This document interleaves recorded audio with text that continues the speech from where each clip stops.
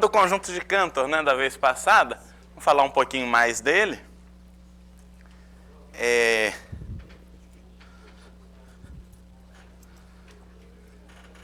Então, o conjunto de Cantor a gente tinha definido ele de dois jeitos. Eu acho que eu ainda vou definir de um terceiro jeito o mesmo conjunto.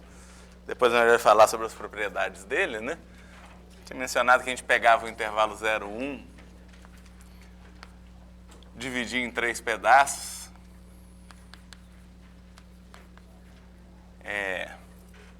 Jogava fora o pedaço do meio, aí sobravam 2 intervalos. Você também divide cada um deles em 3 pedaços, né? 7 nonos, 8 nonos, e assim por diante, né? Aí sobram 4 intervalos, cada um deles você divide em 3, joga fora o pedaço no meio e assim por diante, né? Cantor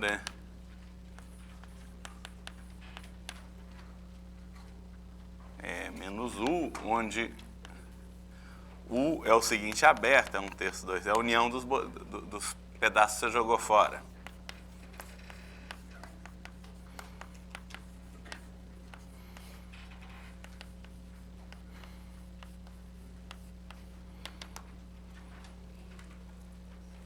Então a gente tinha caracterizado o conjunto de Cantor assim, e a gente tinha dado outra caracterização dele como sendo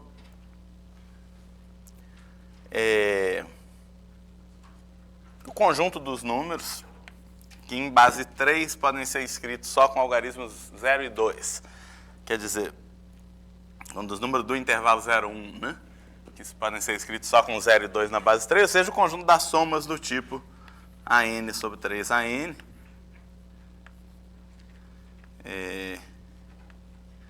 De n igual a 1 até infinito, onde a n é sempre 0 ou 2, para todo n natural.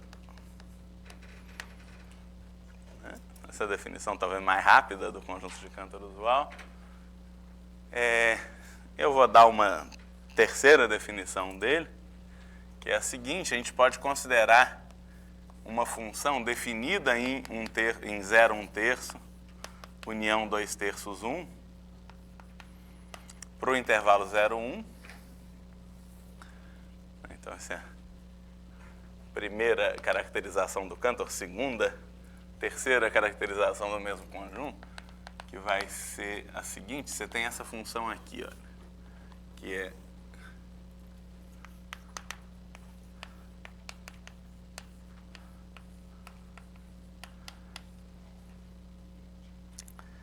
é dada por psi de x daqui para o 0, 1, a função tem que ter um domínio e um contradomínio. A função é parte fracionária de 3x, ou seja, é 3x menos parte inteira de 3x. Ou seja, isso é 3x, se x está entre 0 e 1/3, e 3x menos 2, se x está entre 2/3 e 1. É um negócio que multiplica por 3 e joga fora a parte inteira. Na verdade, quando você representa um número em base 3, né, para achar os algarismos, o que você precisa fazer é iterar essa função, ou mais precisamente, a função definida. Essa função pode ser estendida para todo o intervalo 0, 1, definindo como 3x menos 1 entre 1/3 e 2/3, quer dizer, como... E o que a gente faz para representar um número em base 3 é que você pega o número, multiplica por 3, aí você vê a parte inteira, que vai ser o primeiro algarismo. Diminui o primeiro algarismo, multiplica por 3 de novo, vê a parte inteira, que vai ser o segundo algarismo, e assim por diante. Nesse caso, o que essa função faz é que ela, se o número começa com 0, né? Então, por exemplo, se x é 0,1 a 2, etc., na base 3, ou seja, é soma de AN sobre 3AN, né?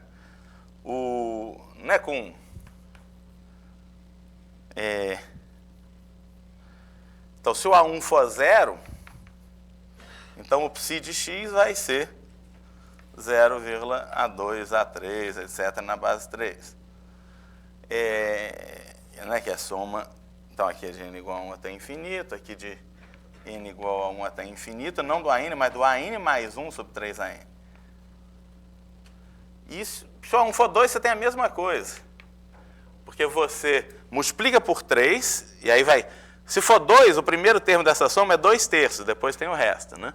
Mais A2 sobre 9, etc. Quando você multiplica por 3, você vai ter 2 mais A2 sobre 3, mais A3 sobre 9, etc. Se você diminui 2, você vai ter também 0,A2A3 na base 3. Ou seja, é soma, mesma coisa, de AN mais 1 sobre 3AN. Quer dizer, o que essa função faz, para um número escrito na base 3, é que ela chega a vírgula uma casa para a direita e joga fora o que tiver à esquerda. O que tiver à esquerda você troca por 0. Né?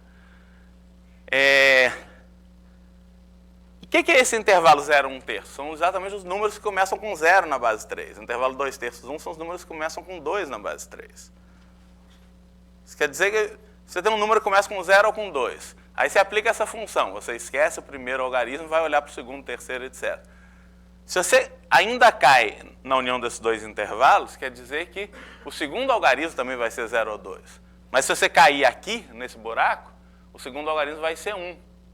E aí o seu número não vai estar nesse conjunto. Então, o conjunto de Cantor, dada essa função, ele é interseção para n natural, para n maior ou igual a 0, se vocês quiserem, dos, tanto faz, de psi menos n, digamos, do domínio, de 0, 1/3, união 2/3, 1. O que quer dizer isso? O que é psi menos n de um conjunto? É o conjunto dos pontos do domínio, tais que psi a n está definida e está caindo nessa união de intervalos. Em outras palavras, isso aqui é o conjunto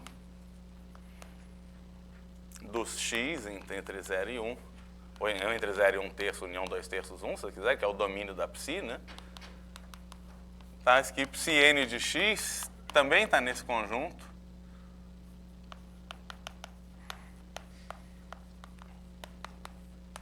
Para todo n natural. Ou para todo n maior ou igual a 0, tanto faz, para todo n natural. Para n igual a 0, psi 0 é a identidade, eu já estou supondo que o x está aqui. Né? Ou seja, é o conjunto dos pontos em que você pode aplicar a psi infinitas vezes. Porque se em algum momento o psi n de x cai no buraco, aqui no buraco o psi não está definido. Então você não pode aplicar a psi de novo. Né? O conjunto dos pontos para os quais você pode aplicar a psi infinitas vezes e nunca cair no buraco é exatamente o conjunto de Cantor. É exatamente um dos números que só tem 0 e 2 na base 3. Né? Se você aplica o psi duas vezes, se o A2 é 0 ou 2, você pode aplicar o psi de novo e o resultado vai ser 0,A3, A4, A5, etc. Você aplica de novo, vai ser 0,4, A5. Se está sempre no domínio da psi, é que todos os AN são 0 ou 2. Ou em outras palavras, né? Qual é o conjunto dos pontos desse intervalo cuja imagem pela psi cai imediatamente no buraco? É justamente o intervalo 1 nono, 2 nonos. E daqui é o intervalo 7 nonos, 8 nonos. Então, esses intervalos, você pode aplicar psi, mas você não pode aplicar psi de novo. Você não pode aplicar duas vezes. Porque você aplica uma vez e cai no buraco. Né? Nesses intervalos aqui, se você aplica a psi uma vez, você cai num desses dois buracos. Por exemplo, aqui você está entre... O que é isso aqui? 2 nonos, é 6... É 7 sobre 27 e 8 sobre 27. Você aplica essa função, você cai entre 7 nonos e 8 nonos, que é esse buraco. Você aplica de novo, você cai nesse buraco, agora você não pode aplicar mais. Então, todos esses buracos que aparecem na construção do conjunto de Cantor estão no complementar desse conjunto, porque são pontos em que você pode aplicar a psi um certo número de vezes, mas em algum momento você cai no buraco, entre 1/3 e 2/3, aí não pode aplicar mais. Né? Então, todas essas caracterizações caracterizam o mesmo conjunto, que é o conjunto de Cantor. O conjunto de Cantor é um compacto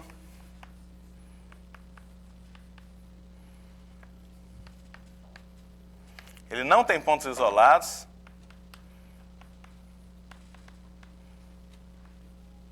E o interior dele é vazio.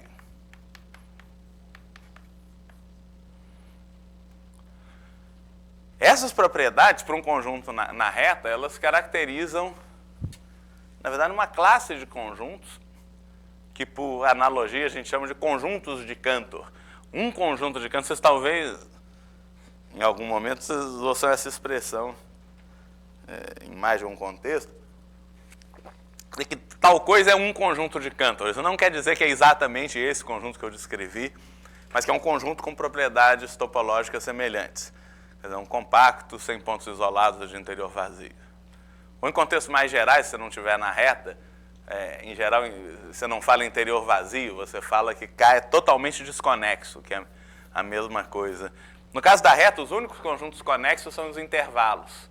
São conjuntos que não têm nenhuma cisão não trivial, né? Basicamente, a gente viu isso. Em geral, um conjunto conexo, em dimensão qualquer, ou num espaço topológico qualquer, é um conjunto que não tem nenhuma cisão não trivial. Então, você tem conjuntos de Cantor que não estão na reta, mas que são homeomorfos a esse conjunto. O que acontece, uma coisa que dá para provar, eu acho que eu vou botar em alguma lista, mas não agora, porque eu preciso falar de funções contínuas, mas dois conjuntos de Cantor, de novo, se você chama de um conjunto de Cantor, entre aspas, um conjunto que tem essas três propriedades, um subconjunto da reta com essas três propriedades, a gente consegue provar que ele é homeomorfo ao conjunto de Cantor. E mais que isso, tem um homeomorfismo da reta que leva o Cantor no Cantor. Deixa eu explicar o que é um homeomorfismo da reta. Um homeomorfismo da reta é uma bijeção contínua da reta na reta cuja inversa é contínua. Como eu não falei de contínua, para bijeções definidas na reta toda, ser contínua é equivalente a dizer que ela é monótona. Então, você tem uma bijeção monótona de R em R, cuja inversa também é uma bijeção monótona de R em R automaticamente é um homeomorfismo. A inversa também vai ser uma bijeção monótona, né, que é fácil de checar. E dados dois conjuntos de Cantor, ou dado um conjunto de Cantor e o conjunto de Cantor usual K, sempre tem uma bijeção monótona da reta que leva o K exatamente nesse outro conjunto de Cantor. Os dois conjuntos de Cantor são sempre topologicamente equivalentes nesse sentido, né? Mas por que o conjunto de Cantor tem essas propriedades todas? Primeiro, por que ele é compacto? Ele, obviamente, é limitado, ele está contido no intervalo 0, 1. E ele é fechado porque o complementar dele é aberto. Primeira caracterização que eu escrevi aqui é que ele é 0, 1 menos um aberto, né? U, obviamente, é aberto, é uma união de intervalos abertos, né? Então, K certamente é compacto, porque ele é o intervalo compacto 0, 1 menos um aberto. Então, o que sobra é um fechado. O complementar de um aberto é fechado, você intersecta com outro fechado, que é o intervalo 0, 1, fica fechado. É fechado e ilimitado, portanto é compacto, né? Ele não tem pontos isolados. Por que K não tem pontos isolados? Por exemplo, por causa da segunda caracterização. Quer dizer, que dado... Mas principalmente pelo fato que dado qualquer ponto, ele tem... O que quer dizer que não tem pontos isolados? Quer dizer, qualquer ponto tem pontos arbitrariamente perto, né? Qualquer ponto do conjunto de K, você tem essa noção de etapas da construção, né? Você faz na primeira etapa da construção, você faz esse buraco, 1/3, 2/3. Na segunda etapa, você faz esses dois buracos. Na terceira etapa, você tem esses 4 buracos. Depois de N etapas da construção de K,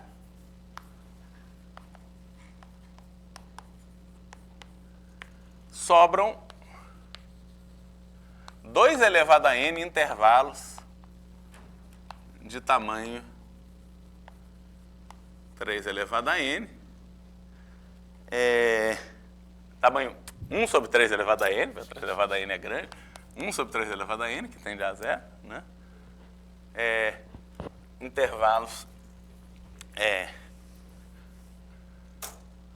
Intervalos fechados disjuntos de tamanho 1 sobre 3 a n.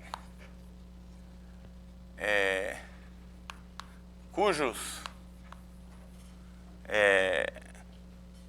cuja fronteira, cujos extremos, o intervalo tem dois extremos, o intervalo fechado tem dois extremos, o extremo da esquerda e o extremo da direita.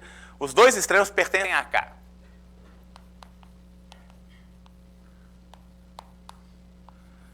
Né? Sempre que você tem um intervalo da construção de K, digamos 0, 1/3, o 0 e o 1/3 você nunca vai jogar fora. Porque eles são extremos do intervalo. Você faz um buraco aqui no meio, sobram dois intervalos, eles continuam sendo extremos de intervalos. Um extremo de um intervalo numa etapa continua sendo um extremo do intervalo na próxima etapa. Né? E, de fato, em todas as etapas. Então, ele não vai ser retirado nunca quando você faz esses buracos no meio dos intervalos. Né? Você nunca vai jogar esses extremos fora. Então, esses extremos, eles sempre pertencem eles vão pertencer ao conjunto de Cantor no fim. Eles não estão no intervalo 0, 1 e não são jogados fora nunca. Eles não estão nessa união de intervalos abertos que é jogada fora para formar o conjunto de Cantor. Né? Então, os extremos desses intervalos de qualquer etapa, por exemplo, 7 nonos, né, que está aqui, 7 nonos pertence ao conjunto de Cantor. Ele é extremo desse intervalo aqui, ele nunca vai ser jogado fora. Ele está na fronteira de um intervalo que foi jogado fora, mas você joga fora um intervalo aberto. Os extremos ficam. Né? E ele nunca mais nunca vai ser jogado fora.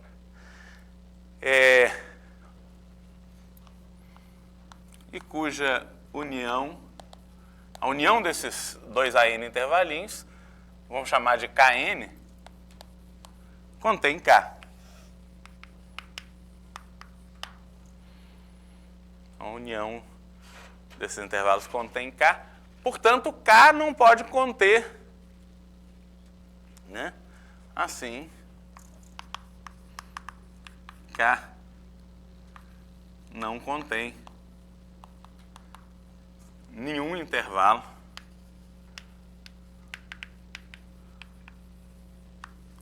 de tamanho maior que 1 sobre 3 a n. Mas isso é verdade para todo n. Natural, logo K. O interior de K tem que ser vazio. K não pode... Por exemplo, K está contido em 0, 1/3, união 2/3, 1. Ele certamente não contém nenhum intervalo de tamanho maior que 1/3. Mas ele também está contido em 0, 1 nono, união 2 nonos, 1/3, união 2/3, 7 nonos, união 8 nonos, 1. Isso é uma união de 4 intervalos de tamanho 1 nono, fechados e disjuntos, separados um do outro. O K certamente não contém nenhum intervalo de tamanho maior que 1 nono por causa disso. Aí você olha para a terceira etapa, o K está contido no K3, que é a união de 8 intervalos de tamanho 1 sobre 27, então ele não pode conter nenhum intervalo de tamanho maior que 1 sobre 27.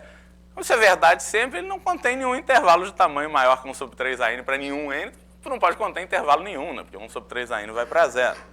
Né? E ao mesmo tempo, então, esse negócio mostra que ele tem interior vazio e que ele não tem pontos isolados, porque para todo x em K e para todo n natural, x pertence a algum intervalo de tamanho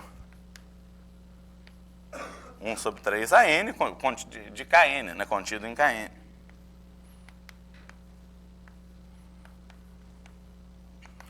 Seus extremos, AN e BN pertencem a K.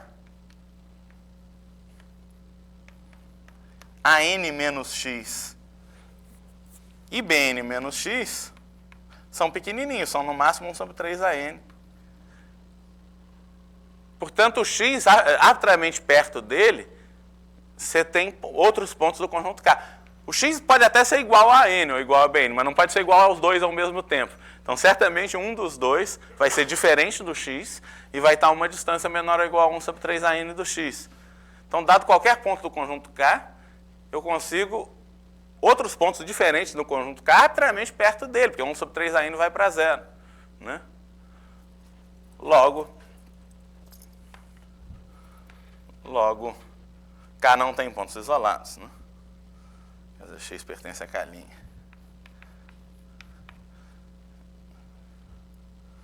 Onde o X era um ponto qualquer de K. K' contém K, mas de fato K' contém K. Mas K' está contido no fecho de K, que é o K.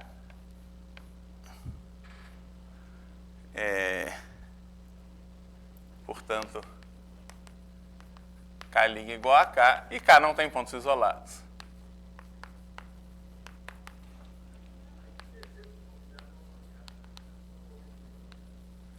Se você tiver um ponto isolado de K, ele não pertenceria a K'. Eu mostrei que todo ponto de K está em K'. Né?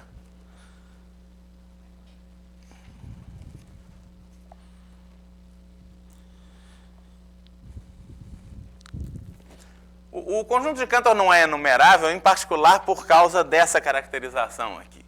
Né? O conjunto das sequências AN com AN em 0 e 2 para todo N natural, todo N maior ou igual a 1, certamente é não enumerável. Deixa eu chamar de X esse conjunto, né? Porque o conjunto, a gente provou que o conjunto das sequências infinitas de zeros e uns não é enumerável, se trocar 1 por 2 não muda nada. Né? O conjunto das sequências infinitas de zeros e 2 não é enumerável. Né? E você tem que essa função que leva x em K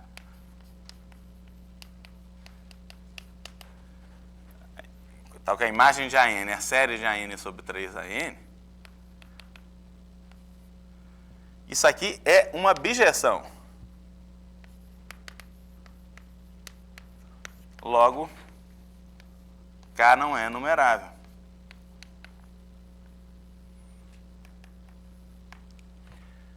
Vocês notem que uma coisa importante é que cada elemento do conjunto K tem uma... Bom, isso aí é certamente uma sobrejeção, todo elemento K é dessa forma. Mas essa função também é injetiva. Cada elemento de K tem uma única representação que só usa os algarismos 0 e 2. Eu não estou dizendo que cada elemento de K tem uma única representação em base 3, cuidado. Porque o 1/3, por exemplo, ele é 0,02222222 com infinitos 2. Mas ele também é 0,1. Ele tem uma representação finita que usa o 1. Mas a representação finita usa o 1.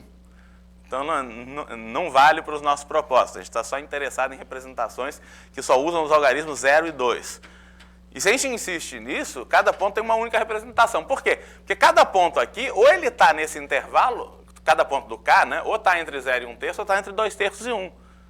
Se ele está entre 0 e 1/3, o primeiro algarismo vai ser 0. Certamente não pode ser 2.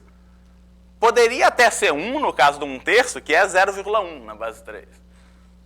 Mas não vale, eu estou considerando só representações que só usam zeros e 2. Um ponto do conjunto de Cantor tem alguma representação que só usa zeros e 2. Estou dizendo é que essa representação que só usa zeros e 2, essa é única. Você não pode ter duas representações diferentes que só usam zeros e 2. Porque se você tem uma representação que só usa zeros e 2, se o cara está entre 0 e 1/3, tem que começar com 0. Não pode começar com 2. Você começa com 2, é no mínimo 2/3, que está longe. Agora, se está entre 2/3 e 1, não pode começar com 0, tem que começar com 2. Né? Agora, você faz os buracos da segunda etapa. Se você está entre 0 e 1/9, você tem que começar com 0, 0. Se você está entre 2/9 e 1/3, você tem que começar com 0, 2. Se está entre 2/3 e 7/9, você tem que começar... Então, aqui é 0 e aqui é 2. Aqui é 0, 0, aqui é 0, 2, aqui é 2, 0 e aqui é 2, 2, assim por diante. E tem os buracos no meio separando essas coisas. Você não tem dúvida entre uma coisa que começa com 0,20 e um cara que começa com 0,22. Um cara que começa com 0,20 é no máximo 7/9. E um cara que começa com 0,22 é no mínimo 8/9. Então tem um buraco no meio, tem uma separação. Isso faz com que essa coisa seja uma bijeção. Ao contrário da representação de números no intervalo 0, 1, em que você tem essas duplas representações, tipo o 0,222222 igual a 1. 0,02222222 é 1/3, que é 0,1, né? Mas você tem essa duplicidade porque tem uma que envolve o 1 e outra que não envolve. Para os caras do conjunto de Cantor, convencionando que a gente só vai usar 0 e 2 na representação, a representação é única. Então dá uma bijeção entre... Então o conjunto de Cantor é como se fosse uma representação na reta, um retrato bastante fiel na reta, desse conjunto das sequências infinitas de zeros e 2, ou de zeros e 1, tanto faz, né? Topologicamente, o conjunto das sequências infinitas de zeros e 1 é um conjunto de Cantor. Essa afirmação pode ser tornada precisa atribuindo uma topologia, que é a topologia produto, a esse conjunto, né, que é o produto de várias cópias do intervalo 0,2, 0,2 elevado a n. Né? 0,2 cartesiano, 0,2 cartesiano, 0,2 um monte de vezes. Mas eu não vou falar de espaços topológicos gerais, eu não sei o quê, mas o fato é que atribuindo a topologia natural a isso vira um conjunto de Cantor, e essa bijeção é um homeomorfismo, uma coisa que preserva a estrutura topológica. O conjunto de Cantor é como se fosse um mergulho, né, uma imagem na reta desse conjunto de sequências infinitas de zeros e 2. E do ponto de vista topológico, como eu falei, qualquer conjunto de Cantor faz o mesmo papel, quer dizer, qualquer compacto de interior vazio sem pontos isolados na reta é homeomorfo a esse conjunto de Cantor usual. Depois eu vou lembrar de botar isso como exercício. Né? Mas quando eu falar de funções contínuas, né?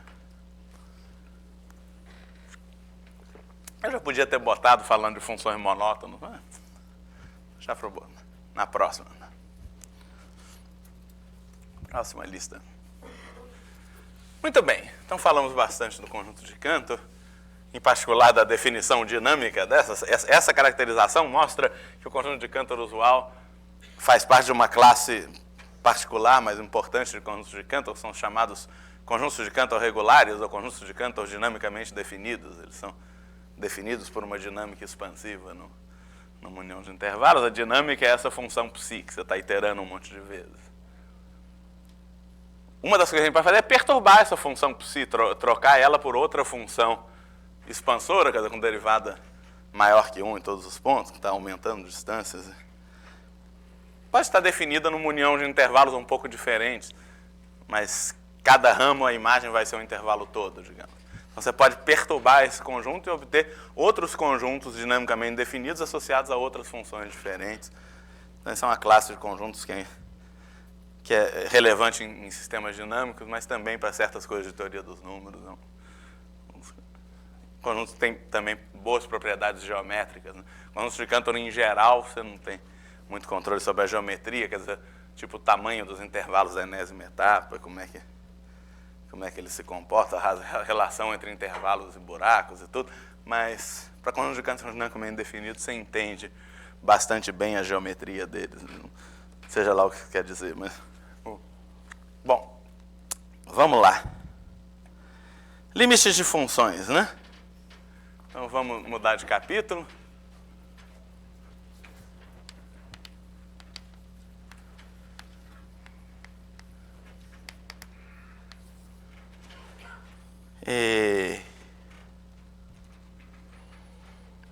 Muito bem.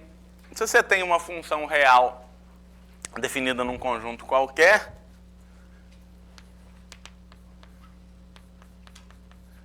e um ponto A em x', não necessariamente em x, o ponto A pode estar no conjunto x ou não, né?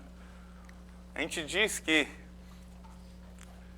né, digamos, e L é um número real, dizemos que limite, quando x tende a A de f de x, é L se para qualquer epsilon maior que 0, existe delta maior que 0, tal que se x está entre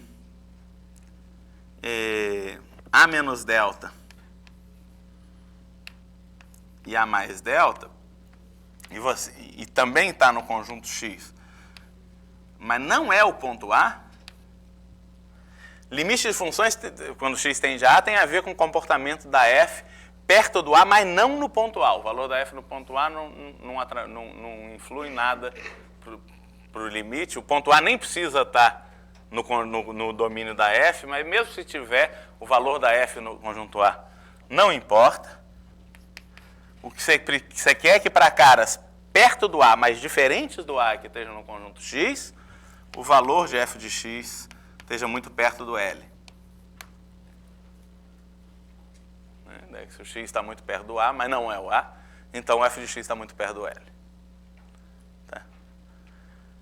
A gente pede que o A esteja em x' para que essa interseção não seja vazia para delta pequeno. Se o A não está em x', se o A, por exemplo, for um ponto isolado de x, ou um ponto qualquer que não esteja em x', vai ter uma vizinhança do A desse tipo que não intersecta x menos A. Então, essa interseção é vazia, e aí a implicação ia ser trivialmente verdade, o limite ia poder ser qualquer coisa. Né? Para qualquer L que você escrevesse, essa afirmação ia ser verdadeira, porque para delta pequena a interseção ia ser vazia. Então aí você poderia ter vários limites diferentes, ia ser muito ruim. Então é muito razoável supor que o A está em x', né? Para garantir que essa interseção aqui nunca seja vazia, para nenhum delta positivo. Né? Tá, então a interpretação intuitiva de limite é mais ou menos clara, né? Quando você está muito perto do A, o valor da função está muito perto do L. Mas você não está preocupado com o valor exatamente no A, você está preocupado com caras perto do A, mas diferentes de A. Tá? Muito bem. Então temos os teoreminhas. Tem muitas coisas de limites parecidas com limites de sequências, outras um pouco diferentes. Afinal, em geral, essa interseção não precisa ser enumerável, então você não está preocupado só com uma quantidade enumerável de coisas, mas eventualmente com mais informação do que isso. Então, tem algumas diferenças, mas tem muitas semelhanças. Sejam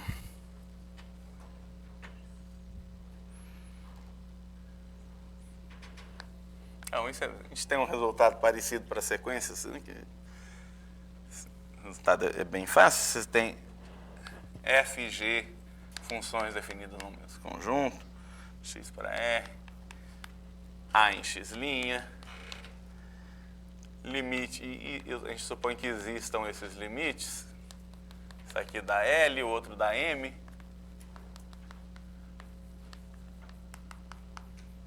né? Então, se L é menor que M, existe delta maior que zero, tal que se x está entre A menos delta e A mais delta, interseção x menos A, então o f de x é menor que g de x. Né? Tá certo. Como é que a prova disso é trivial? É só fazer epsilon igual a m menos L sobre 2, né? Que é positivo, porque L é menor que m menos L é positivo, dividir por 2 também fica positivo. Né? Existe delta 1 maior que zero, tal que se o x está entre... Deixa eu só escrever de outro jeito equivalente, só para vocês se acostumarem também. 0 menor que módulo de x menos A menor que delta 1. Isso é a mesma coisa que dizer que o x está entre A menos delta 1 e A mais delta 1 e não é o A. Né? Implica, não é com x em x, naturalmente, implica que f de x menos L é menor que epsilon, ou seja, o f de x, em particular o f de x é menor que L mais epsilon, né? E 0 menor que x menos A menor que delta 2, com x em x, implica que g de x menos m, também é menor que epsilon, o g de x está entre m menos epsilon e m mais epsilon, em particular o g de x é maior que m menos epsilon. Só que m menos epsilon é a mesma coisa que L mais epsilon, né? Então, se delta é o mínimo entre delta 1 e delta 2, e o x é um cara de x tal que 0 menor que x menos a menor que delta, então você vai ter que f de x é menor que L mais epsilon, que é igual a m menos epsilon. Eu escolhi o epsilon para que isso seja verdade. O epsilon é exatamente o m menos L sobre 2, né?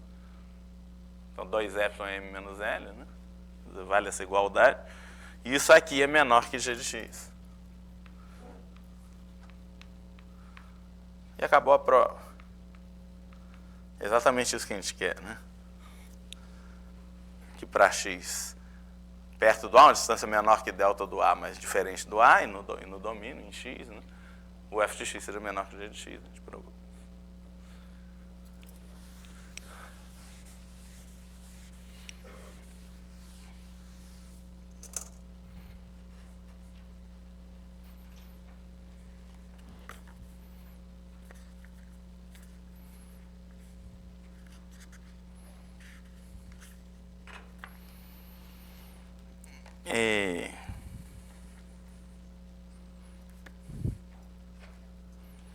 Vamos lá, corolário.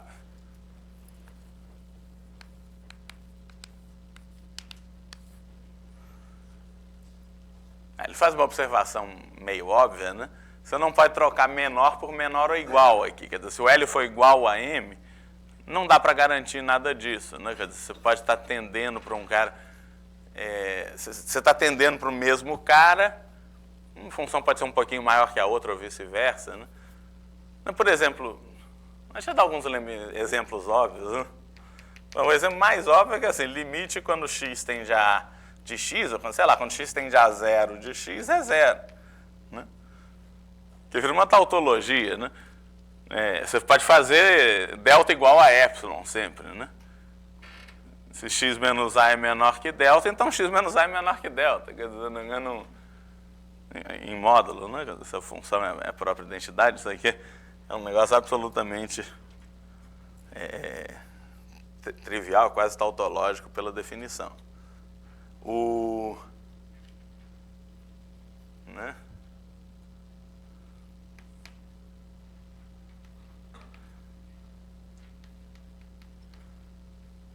Deixa eu dar esses dois exemplos só para mostrar que você não pode...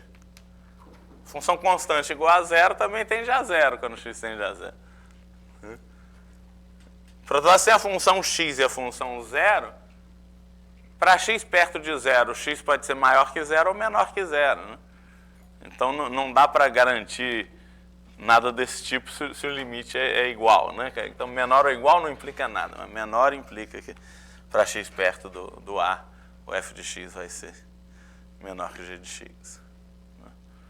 Eu dei dois exemplos completamente triviais só para mostrar que nesse teorema você não pode trocar menor por menor ou igual aqui. Também no caso análogo de sequência também não podia. Vamos lá, corolário 1, se limite... Você pode fazer o g constante igual a m, né?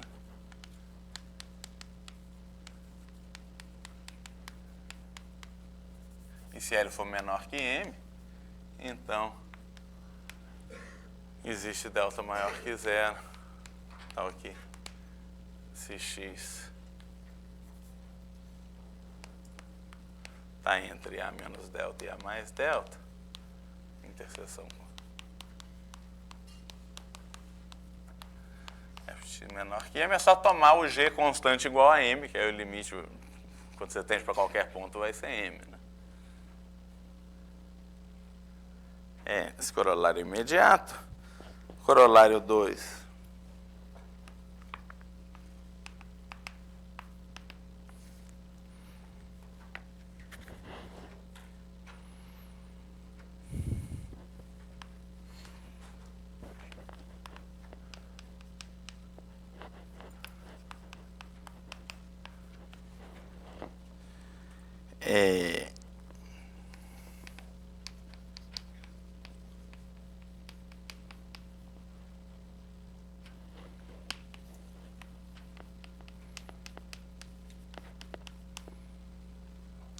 Na verdade, dá até para melhorar um pouco o que ele escreveu. Se existe delta maior que zero, tal que f é menor ou igual a g, para todo x perto de A, ou seja, entre A menos delta e A mais delta, interseção x menos A, basta que esteja perto para x, perto de A e distinto de A, então, se o f é sempre menor ou igual a g numa vizinhança de A, então o limite da f é menor ou igual ao limite da g, se esses limites existirem. Né? Por que isso segue do teorema? Porque se isso não fosse verdade, o L seria maior que M. E se o L fosse maior que M, o F seria maior que o G, o F de x seria maior que o G de x para todo x numa certa vizinhança do A. Como o F é menor ou igual a G em alguma vizinhança do A, você não pode ter ao mesmo tempo o F maior que G em outra vizinhança do A, porque a interseção dessas duas vizinhanças é uma vizinhança. O A é um ponto de acumulação. Então, para esses pontos muito perto do A, você ia ter ao mesmo tempo o F maior ou igual a G e o F menor que G, o que é um absurdo. Né? Então, não dá. São os limites. Então, você tem que ter essa desigualdade entre os limites.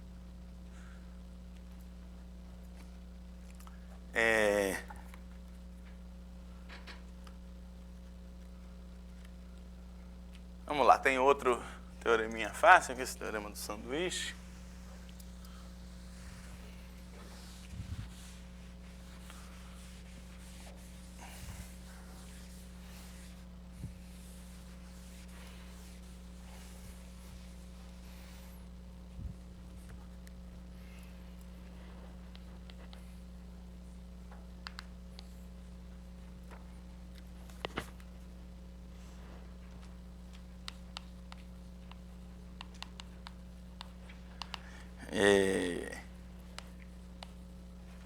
Três funções, f, g, h de x em R, né? Tem A um ponto de acumulação de x. E f e g têm o mesmo limite.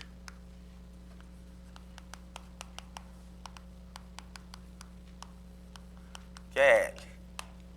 Se o h está entre as duas, na verdade basta que exista delta maior que zero, deixa eu enunciar assim. Se existe delta maior que zero, tal que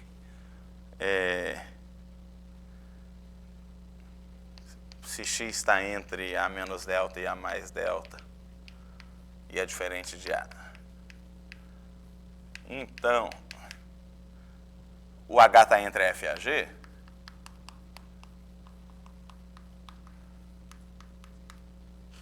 então, o limite do H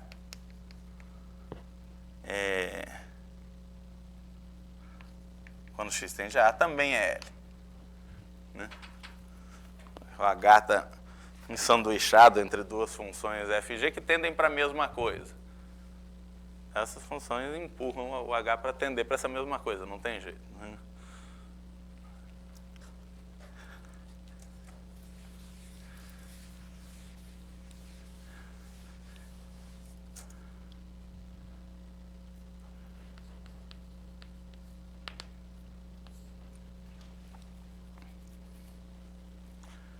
A prova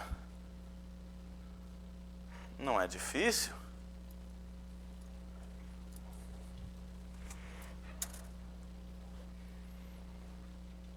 É só usar a definição, né? E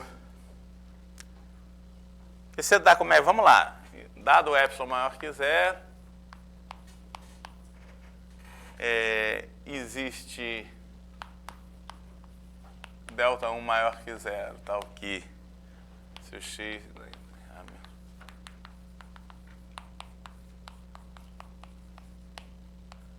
Se x está muito perto do A, é diferente de A, então f de x menos L é menor que epsilon. Existe um delta 2 maior que zero, tal que se x está nesse mesmo conjunto, A menos delta... Bom, no mesmo não, no A menos delta 2, A mais delta 2 interseção x menos a. Vale a mesma coisa para o g, quer dizer, g de x menos L é menor que epsilon, né? E você toma delta til é o mínimo entre delta 1 e delta 2. Onde delta é esse delta aqui denunciado. Isso é positivo, obviamente, é o mínimo de 3 coisas positivas. Se x estiver entre a menos delta til e a mais delta til, interseção x menos a, a gente vai ter o seguinte. O delta til é o menor dos três. Então, em particular, o x está entre a menos delta 1 e a mais delta 1 com interseção x menos a. Então, a distância do f de x ao L é menor que epsilon. Quer dizer, em particular, o f de x é maior que L menos epsilon. Só que f de x, nesse intervalo todo, como delta til é menor ou igual a delta, né, em a menos delta mais delta interseção x menos a, Eu apaguei o enunciado? Sério? Eu não sei, o negócio é aí, eu estou ficando maluco. Mas de qualquer jeito, o delta é tal que se você está entre a menos delta e a mais delta, interseção x menos a, você tem f menor ou igual a g, f menor ou igual a h menor ou igual a g. Né? O h está sendo deixado entre o f e o g. Então, nesse intervalo, você tem f menor ou igual a h menor ou igual a g. Como delta til é menor ou igual a delta 2, entre a menos delta 2 e a mais delta 2, o g de x está uma distância menor que epsilon do L, o g de x vai ser menor que o L mais epsilon em particular. Vai estar entre L menos epsilon e L mais epsilon. Então você vai ter essas desigualdades todas e o h de x vai estar entre L menos epsilon e L mais epsilon. E acabou, né? Por definição de limite. Isso aqui prova, né? Logo limite, por definição, limite, quando x tende a de h de x é L. Né, que dado um epsilon qualquer, eu achei um delta til positivo, tal que se x está entre a menos delta til e a mais delta til e não é o h vai estar entre L menos epsilon e L mais epsilon, definição de limite. Né? Muito bem.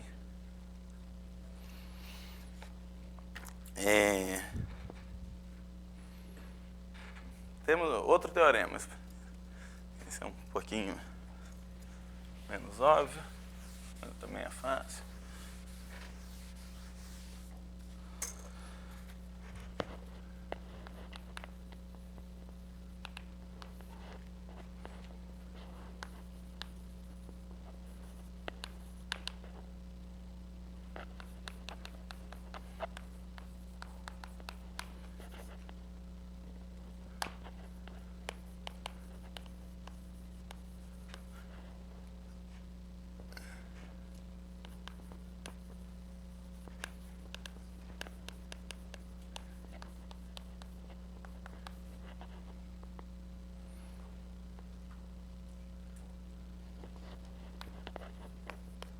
Então, isso caracteriza o limite de funções em termos de sequências.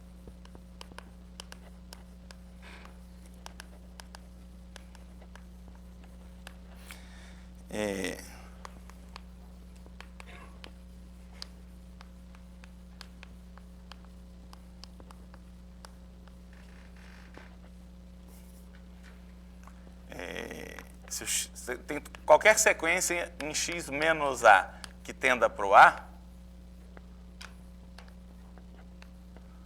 o limite de xn igual a o limite do f de xn seja né?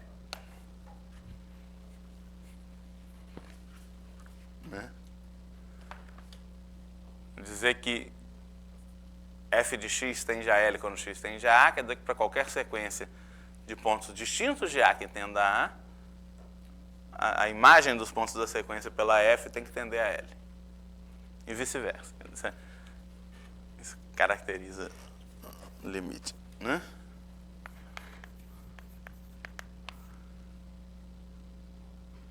Então, tem a ida e tem a volta. A gente tem que ver que isso implica isso e que isso implica isso. Vamos ver que isso implica isso. Se limite quando x tende a de f de x é L, a gente quer provar que se você tem uma sequência de pontos em x menos a que tenda para o A, eu quero provar que o f de xn tende a L, né? Como é que eu provo que o f de xn tende a L? Bom, a gente pega um epsilon maior que zero, eu quero provar que para n grande, a distância do f de xn a L é menor que o epsilon, né? Mas dado um epsilon positivo, por definição de limite, existe delta positivo, tal que se x está entre a menos delta e a mais delta, e não é o A,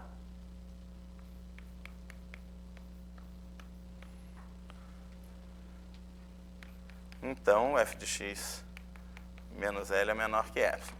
Por outro lado, se você tem uma sequência xn que tende a A, para n grande, o xn está muito perto do A. Em particular, existe n0, tal que para n maior ou igual a n0, a distância do xn ao A é menor que o delta.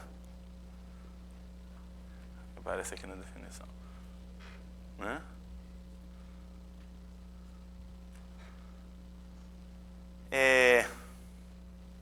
E é maior que zero, porque todos os xn são diferentes de A. Então, de fato, você vai ter isso aqui. 0 menor que xn menos A menor que delta, módulo, né? E isso, pela coisa de cima, né? Se o x vai estar entre A menos delta mais delta interseção x menos A, portanto, o f de xn menos L vai ser menor que F. Então, isso termina a prova dessa implicação, né?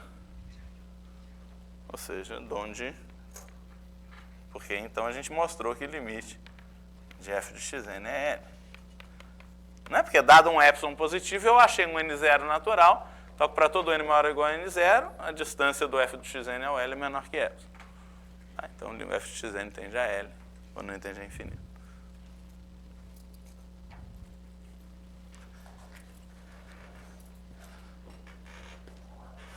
Vamos fazer a volta.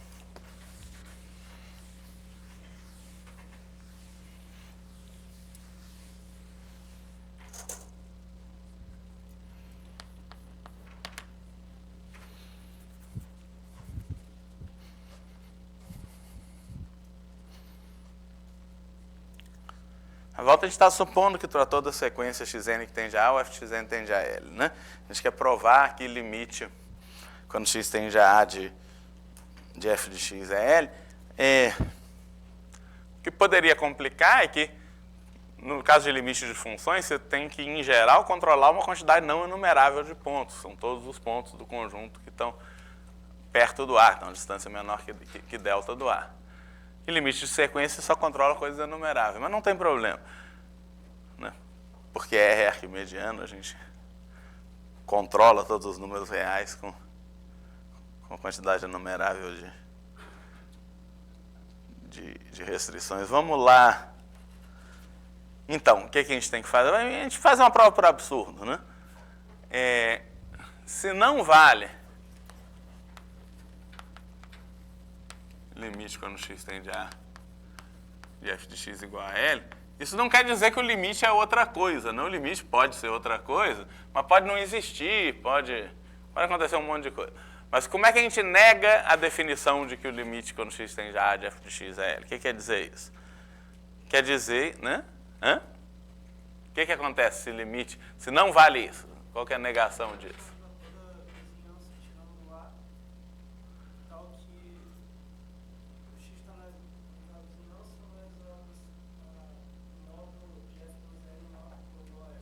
Isso quer dizer que existe epsilon positivo, né? Tal que para qualquer delta positivo, existe algum cara perto do A, uma distância menor que delta do A, diferente do A, tal que a distância do f de x ao L é maior ou igual a epsilon.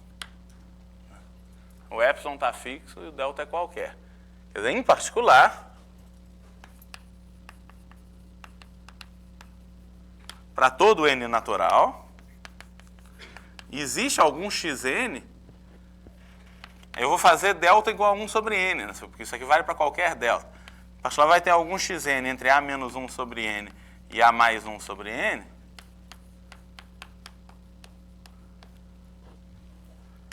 com f de xn menos L maior ou igual a ε, né? Como a distância do xn ao A é certamente menor que 1 sobre n, que vai para zero,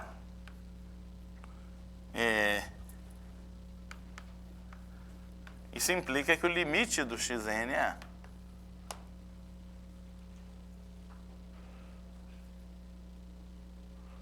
Né? E a distância do xn ao A é menor que 1 sobre n.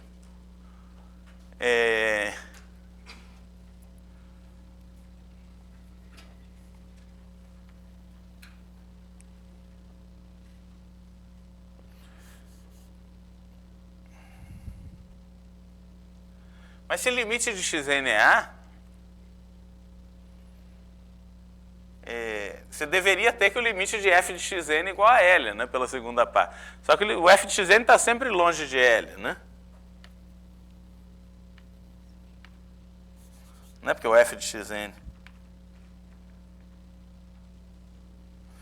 Né? Mas não temos.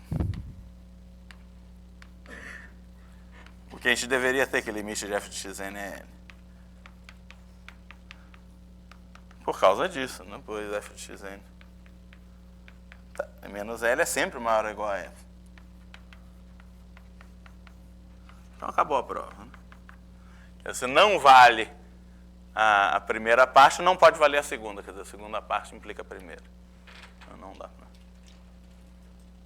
Tá?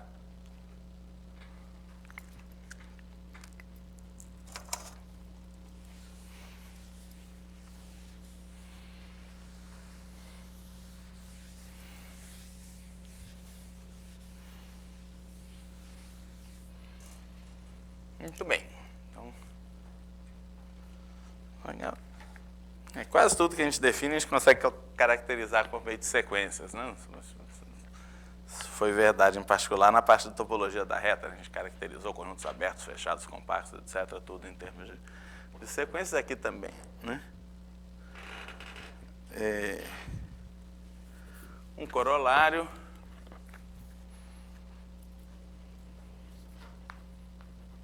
Aí tem, na verdade, vários corolários que seguem, de fato, os análogos para sequências. Para sequência, você tem unicidade do limite. Então, para funções também tem. Né?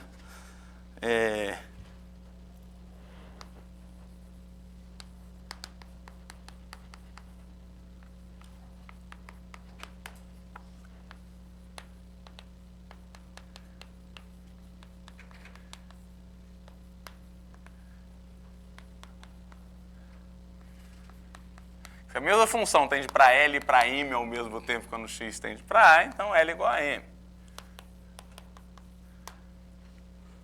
Isso parece óbvio, mas a definição não é razoavelmente complicada. A afirmação que está na definição poderia ser verdade para L e para M ao mesmo tempo com L e M diferentes, mas nesse caso não pode. Né? De fato,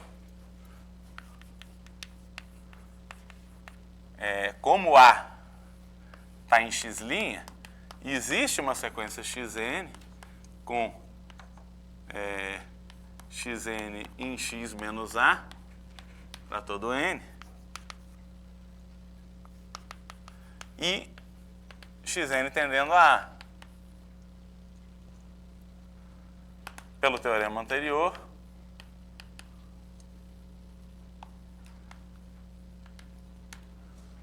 o f de xn tem que tender a L, mas como f também tende a M, f de xn também tende a M. Logo, L igual a M, porque a gente já provou a unicidade do limite para sequências. Né? Sequência f de xn tende a L e a M ao mesmo tempo, então L tem que ser igual a M. A gente provou a unicidade do limite para sequências. Poderia ter provado diretamente para função, mas a gente é preguiçoso. A gente já provou para sequência, então a gente usa o fato da unicidade do limite para sequência junto com a caracterização do limite de funções via sequências para concluir a unicidade do limite para funções. Tá. O outro corolário é bastante útil, porque se a gente fosse provar isso de novo ia dar bastante trabalho.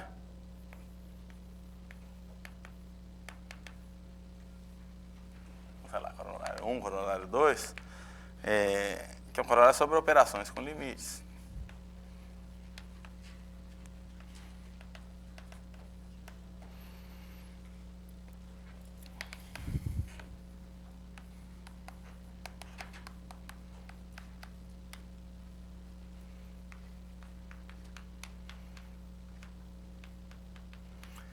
Tem duas funções de x em R, um A em x', tal que o limite quando x tende a de f de x é L, o limite quando x tende a de g de x é M. Né? Então, vale um monte de coisa sobre os valores de limites a seguir, né? Quer dizer, limite quando x tende a de f de x mais ou menos g de x é L mais ou menos M. Se for mais é mais, se for menos é menos, né? Limite de f de x vezes g de x é L vezes M. E limite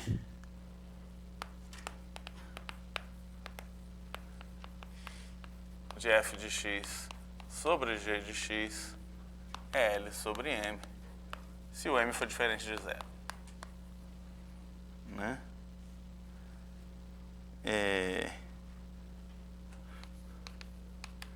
Além disso, se L igual a zero, esse limite, quando x tende a é zero. E aí a gente não precisa de supor que a G é limitada, que a G tem limite quando x tende a. Basta supor que G é limitada numa vizinhança de A.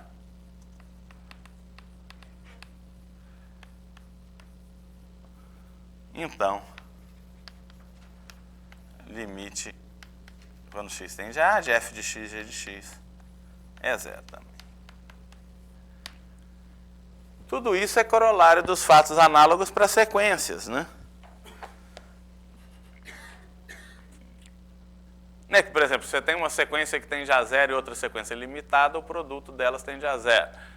Você tem duas sequências que têm limite, o limite da segunda é diferente de zero, então a razão das sequências tende para a razão dos limites, assim por diante. A gente já provou isso tudo para sequências e a gente caracterizou limites via sequências naquele teorema. Então, você tem uma sequência qualquer de pontos tendendo a A,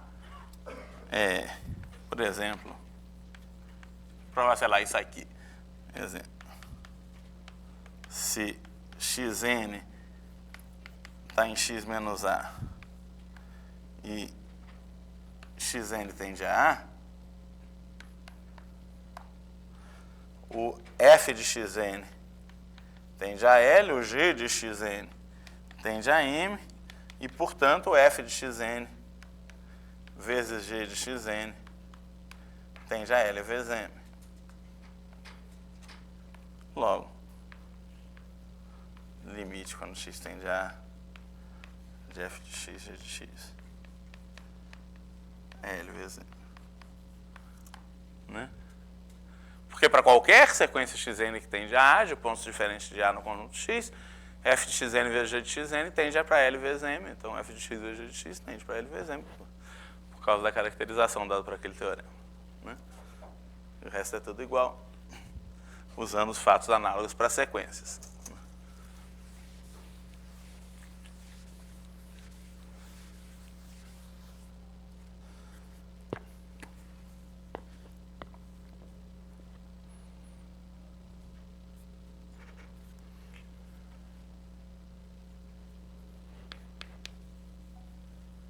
Agora a gente vai ter um teorema que se generaliza o fato, em algum sentido, de que, ou é análogo, pelo menos, ao fato de que toda sequência monótona limitada é convergente, né?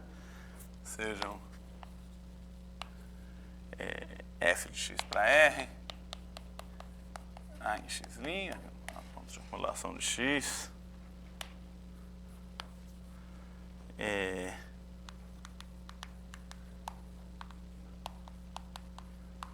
se existe limite de f de x quando x tende a A, Então, não, desculpa, isso generaliza o fato de que toda sequência limitada, toda sequência convergente é limitada, perdão. Se esse limite existe, né? Tá certo, então F é limitada numa vizinhança de A.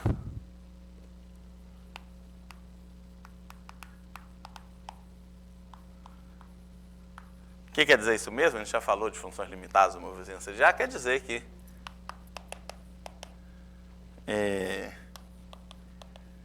existem delta maior que zero e C maior que zero, tal que se x está entre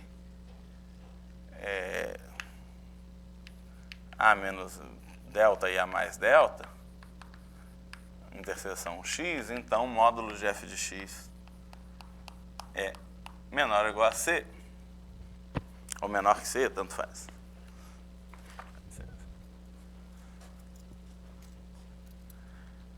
A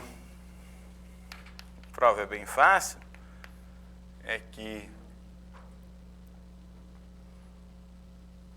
na definição de limite, né, quer dizer, seja L o limite, né, eu estou supondo que existe, na definição de limite eu posso fazer epsilon igual a 1. Então, existe um delta positivo, tal que se x está entre A menos delta e A mais delta, interseção x menos A, eu não olho para o F no ponto A. Então, f de x menos L é menor que 1. Aí simplesmente a gente toma C igual a módulo de L mais 1, né, que é o máximo entre módulo de L menos 1 e módulo de L mais 1, né?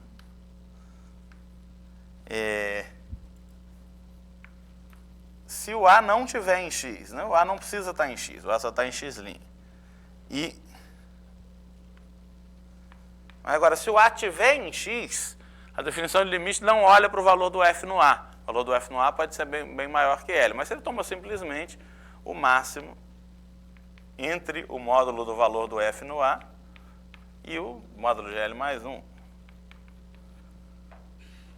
E aí é claro que se o x está entre A menos delta e A mais delta, interseção x, ou x vai ser o A, e aí o módulo x vai ser o módulo de f de A, que é menor ou igual a C, ou x vai estar nessa interseção. E aí o f de x menos L vai ser menor que 1, certamente o módulo de f de x vai ser menor ou igual ao módulo de L mais 1. Né? Quer dizer, esse C funciona, obviamente. Né? Só. Não é porque se o módulo de f de x menos L é menor que 1, certamente o x está entre L menos 1 e L mais 1, o módulo dele vai ser menor ou igual ao módulo de L mais 1. Né? Que é o valor de C caso o Azinho não esteja no conjunto X. Se o Azinho está no conjunto X, você tem que tomar o máximo entre esse módulo de L mais 1 e o módulo de f de A. Que é completamente independente do L. Né? Tá? Caso contrário. Né? Aqui eu falei se A não pertence a X. Mas, se A pertence a X, fica mais curto. Tá bom.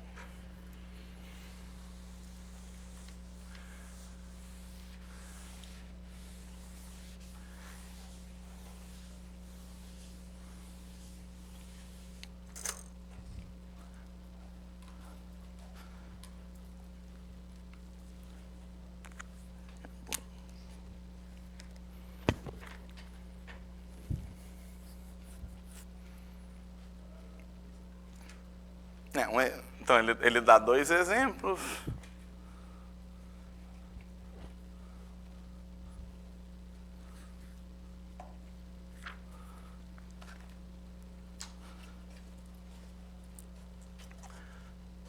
Eu vou dar, então, exemplos.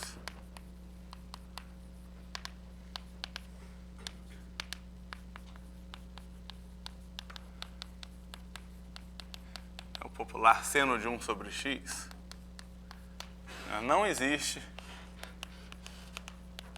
limite no x tende a zero de f de x.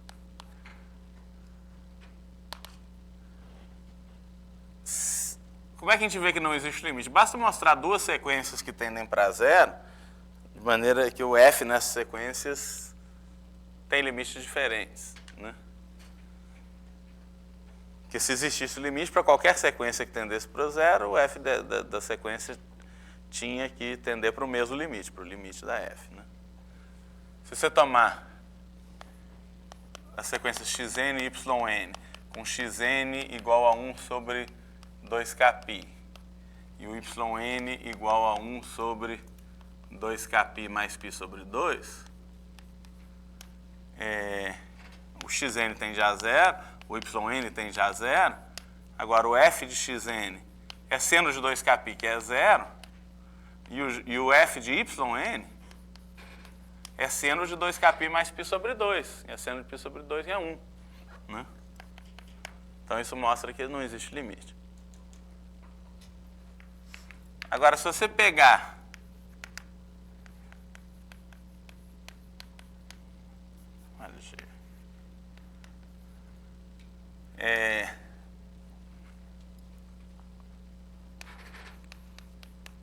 f como sendo x, seno de 1 sobre x,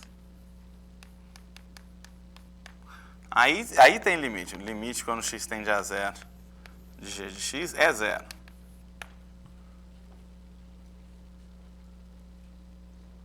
Porque tem esse x aí.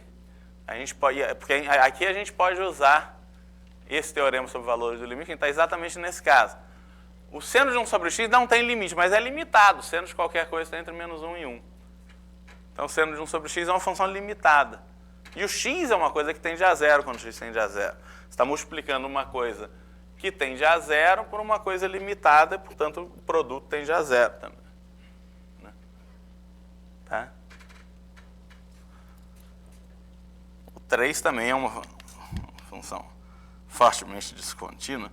É uma função de R em R dada por h de x sei lá, 1 se x é racional e 0 se x é irracional.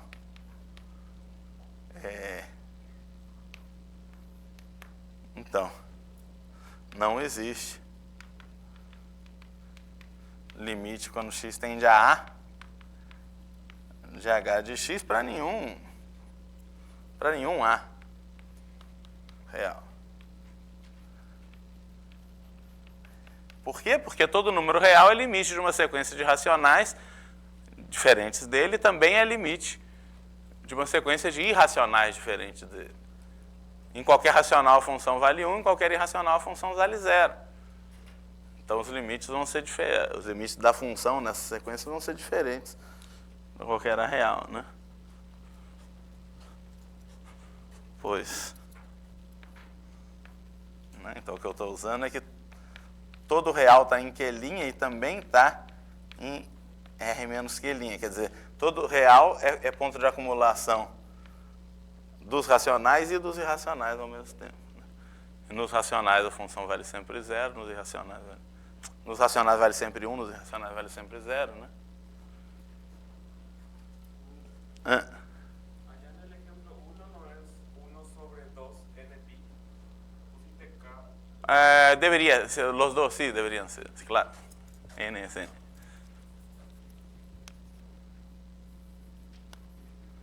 Sí, gracias.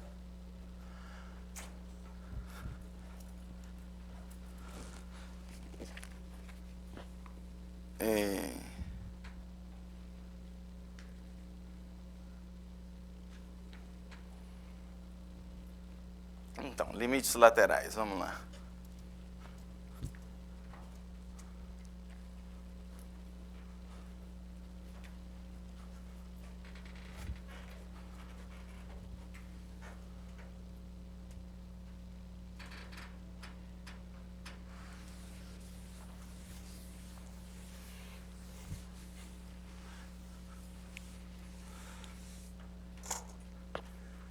O Elon menciona, eu vou dar uma prova um pouco informal, né? mas esse negócio que limite quando x tende a zero de seno de x sobre x é 1, né? Que tem aquele negócio, como é que você usa a definição de seno com ciclo trigonométrico, né? Você pega um círculo de centro zero e raio 1,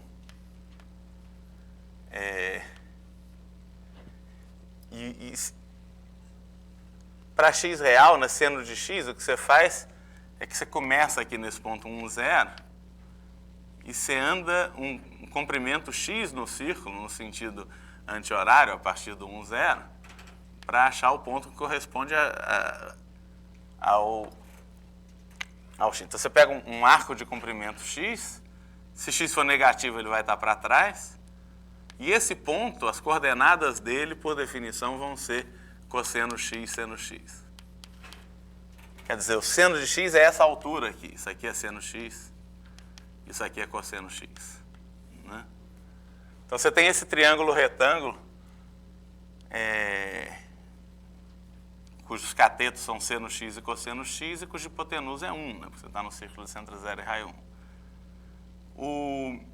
Se você considera esse triângulo aqui,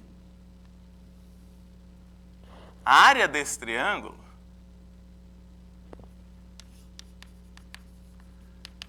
é base vezes altura sobre 2, a altura é seno x, a base é 1, é seno x sobre 2.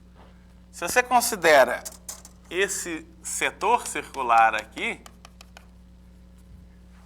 então a área dele é proporcional a x, né? Você vai crescendo no x, você dobra o x, tem o dobro da área, assim por diante. A área do círculo todo é π, né? Π vezes o quadrado. O raio é 1, né? Por outro lado, o ângulo, o arco correspondente ao círculo todo é o comprimento do círculo, que é 2π. Então, faz uma regra de 3. Aqui, o setor circular, a área, é x sobre 2 sempre. Para o círculo todo, o arco, que é igual ao comprimento do círculo, é 2π, e a área do setor correspondente é a área do círculo todo, que é π. Π é metade de 2π. Como a área é proporcional ao ângulo, né, a área vai ser sempre x sobre 2. Por outro lado,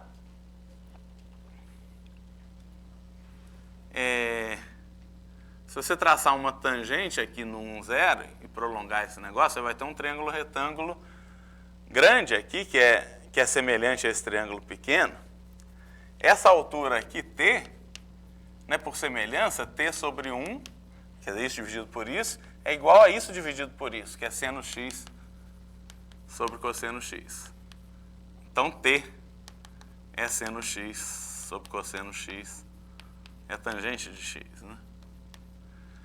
E a área desse retangulão todo, né, a área toda aqui, é 1 vezes t sobre 2, é t sobre 2. Ou seja, é seno x sobre cosseno x.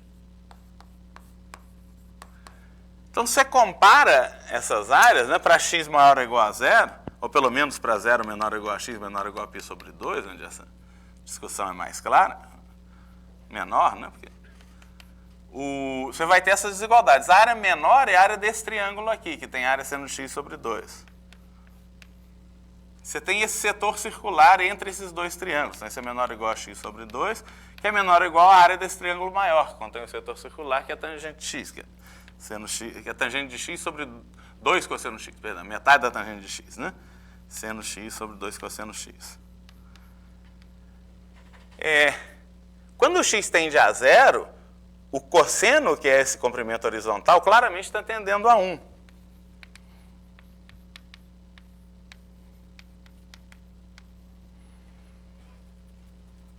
Né?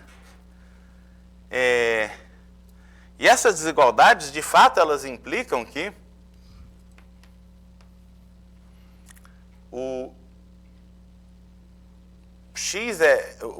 seno x é menor ou igual a x, né?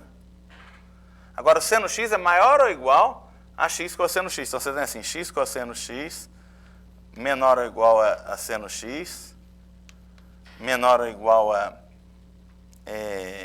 x, né? Seno x é menor ou igual a x. E para x positivo entre 0 e π sobre 2, o seno de x sobre x vai estar entre cosseno x e 1. Né? Como o cosseno x tende a 1 quando o x tende a 0, né? O seno x sobre x, pelo menos quando o x tende a 0 pela direita, a gente vai definir limites laterais agora, mas quando x tende a 0 pela esquerda também. Deixa eu escrever logo o limite de seno x sobre x igual a 1, quando x tende a 0. Isso é um limite indeterminado. Sendo x tende a 0, x também tende a 0, mas essa razão a gente conseguiu calcular o limite. O que acontece para x negativo? Para x negativo, né?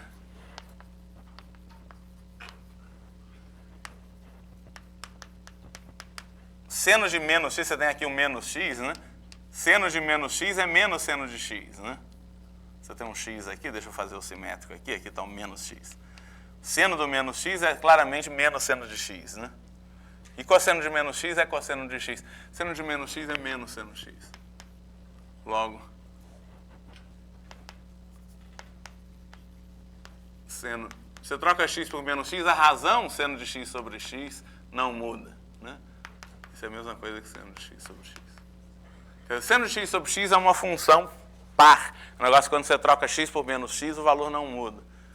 Então, se para caras positivos e x perto de 0 o valor está muito perto de 1, para caras negativos também, porque para menos x o valor é igual com o valor em x. Né? Então você pode trocar sempre x por módulo de x, a função sendo x sobre x não muda. Como para x positivo sendo x sobre x tende a 1, quando x tende a 0, positivo ou negativo, esse limite vai ser 1. Né?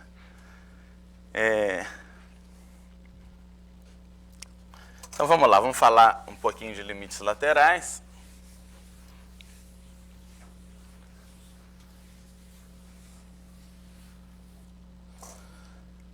Para isso eu tenho que falar de pontos de acumulações laterais, né? Um cara pode ser ponto de acumulação à direita ou ponto de acumulação à esquerda. Se você tem um x contido em R e um A em x, um A em x não precisa. A gente diz que A é um número real qualquer. A gente diz que A é ponto de acumulação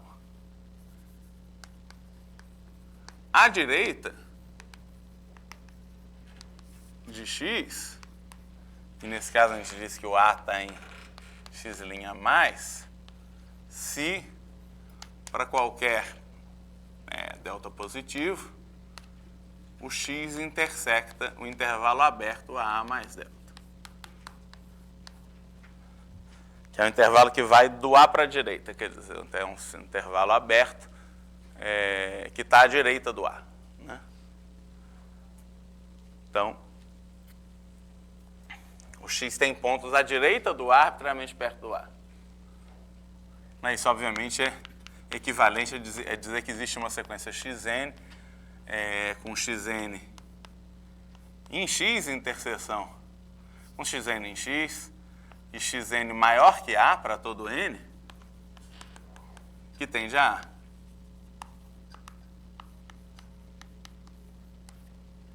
Né? E pontos de acumulação à esquerda é a mesma coisa.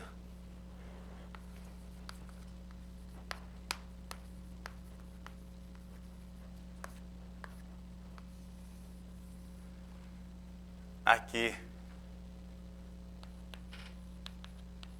os pontos de acumulação à esquerda são x' menos, né?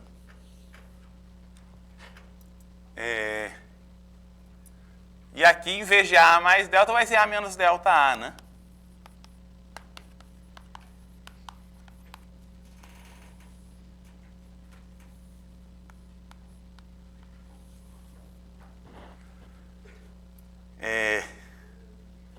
E aqui, respectivamente, xn menor que A, né? Então, ponto de acumulação à esquerda é quando tem uma sequência de caras menores que A, diferente em x, tendendo ao ponto A, né? Se x Então, dados um conjunto, um ponto de acumulação à direita ou à esquerda, né?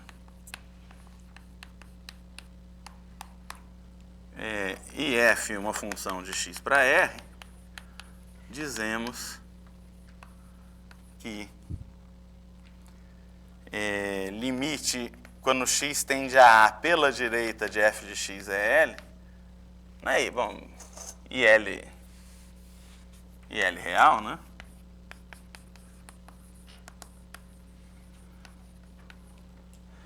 Ou que limite quando x tende a A pela esquerda de f de x é L, se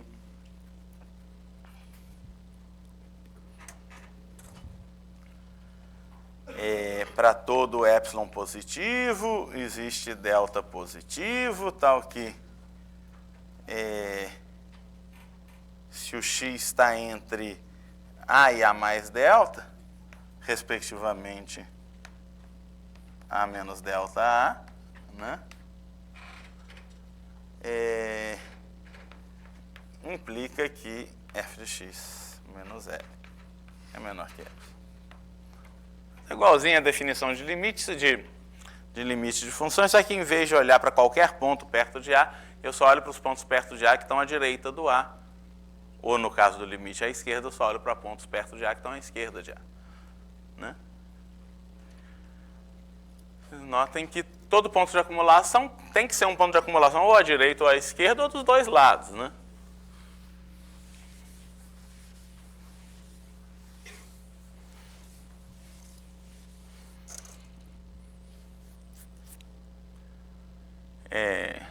Né? X' é x' mais união x' menos. Né? E se o A for ponto de acumulação à direita e à esquerda, o limite quando x tende a A de f de x, né? sem mais nem menos, é L, se somente se o limite quando x tende a A pela direita de f de x é L, e o limite quando x tende a A pela esquerda também é L. Quer dizer, existem funções para as quais existem os dois limites laterais, mas são diferentes. Nesse caso, não existe o limite da f. Né? Quer dizer, para que exista o limite da f, você precisa que exista, no caso em que o seu ponto é um ponto de acumulação tanto à direita quanto à esquerda, você precisa que exista o limite à direita e que exista o limite à esquerda e que coincidam, que deem a mesma coisa. Né? Muito bem.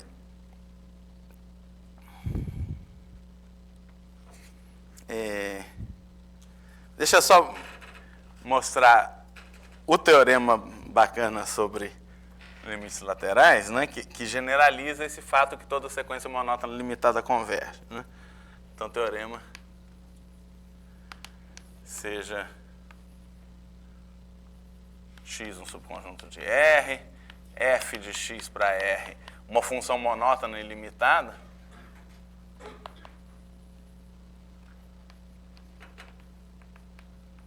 o que é uma função monótona? Né?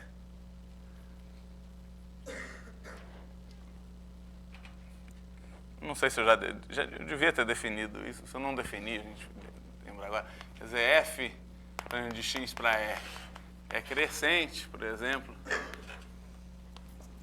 Crescente eu não vou exigir estritamente, né? Se x e y em x menor ou igual a y, implica f de x menor ou igual a f de y. Decrescente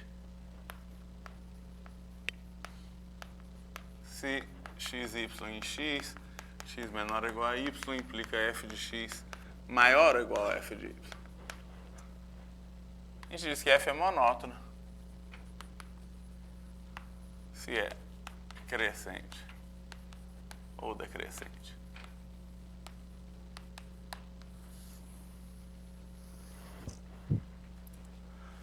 Tá, então você tem uma função monótona ilimitada definida num ponto qualquer x.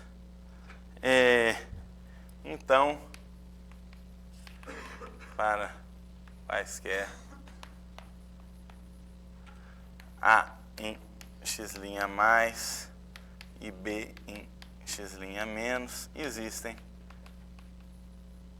limite quando x tende a A pela direita de f de x e limite quando x tende a B pela esquerda de f de x. Né? Muito bem. Então, função é monótona limitada. Sempre existem limites laterais. Não são necessariamente iguais. Né? Por exemplo, observação. F de x de R em R, por exemplo, dada por f de x 0 se x é menor que 0 e 1 se x é maior ou igual a 0, ela é crescente, né, com essa definição, né, com menor ou igual.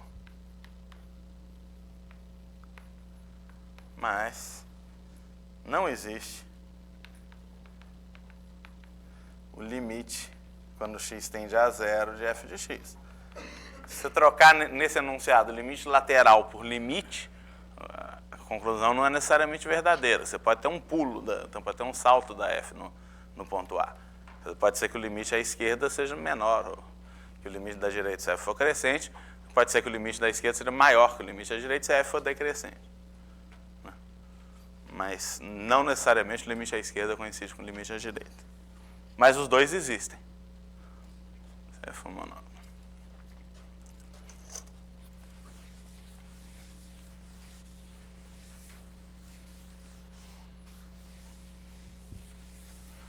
Vamos provar isso?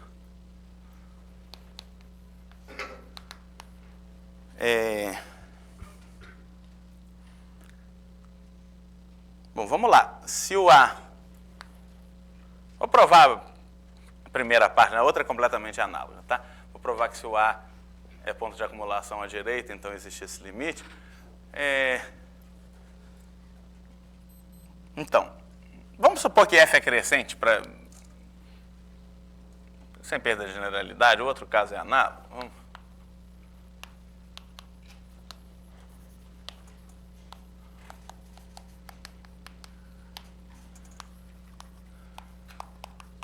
Pegar um ponto de acumulação à direita. Então, certamente existe uma sequência xn com xn em x e xn maior que A para todo n natural.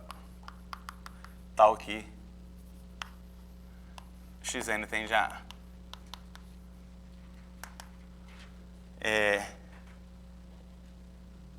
Se você tem uma sequência à direita de pontos maiores que A tendendo a A, ela certamente tem uma subsequência monótona. Toda sequência tem uma subsequência monótona, né?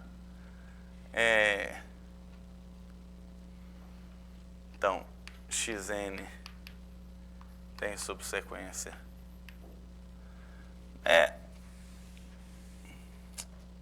Deixa eu simplificar esse negócio. Eu ia pegar uma subsequência, mas não precisa. Deixa eu pegar logo uma sequência monótona.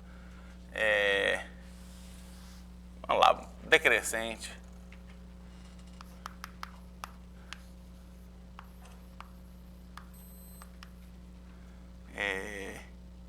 E limite de xNA.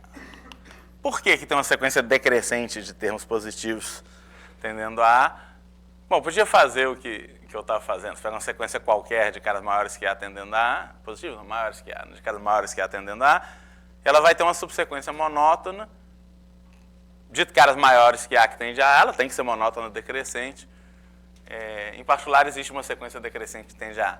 Mas você pode diretamente também definir recursivamente o xn, né? Dado xn, tome xn mais 1 com A menor que xn mais 1, menor que o mínimo entre... Você toma um x1 maior que A qualquer, né? x1 maior que A, x1 em x, e dado xn, você toma xn mais 1 em x, né?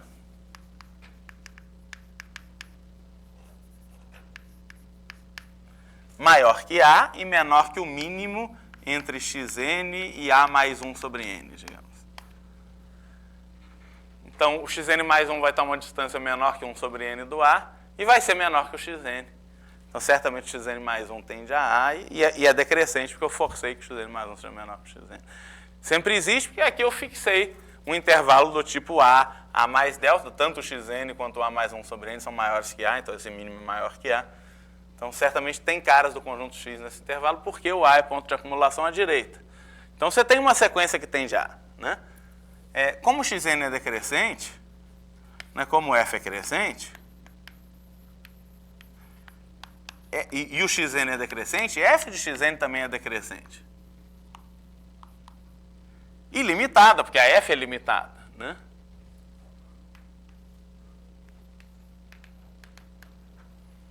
Logo, existe o limite de f de xn. Mas não acabou. Eu provei que tem alguma sequência tendendo a A, tal para a qual existe o limite de f de xn e vale L. O que eu quero provar é que esse L, de fato, é o limite à direita da f quando x tende a A. Mas para isso eu tenho que provar que para qualquer sequência que tenda a pela direita, o limite da f nessa sequência vai ser L. Ou provar diretamente que o limite é L usando a definição de limite. Eu acho que eu vou fazer isso. Dado epsilon positivo, existe um n0 natural tal que f de x n0 a distância do f de x n0 ao L é menor que epsilon, né?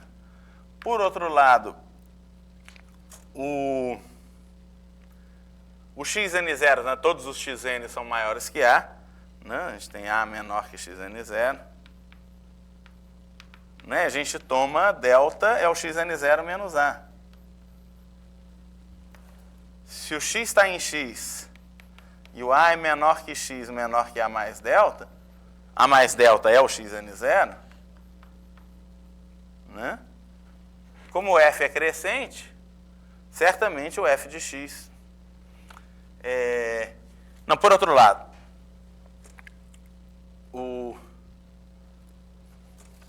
deixa eu falar logo. N maior ou igual a N0 implica que f de xn menos L menor que epsilon. Tá? Por outro lado,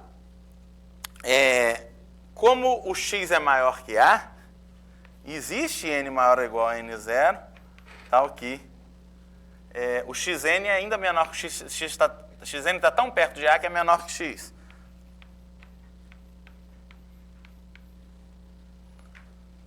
E o x era menor que o xn0, né? Vou só repetir.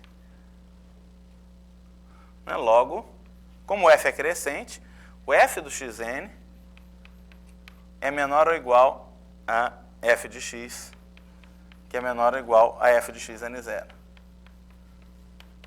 Né? Mas aí acabou, porque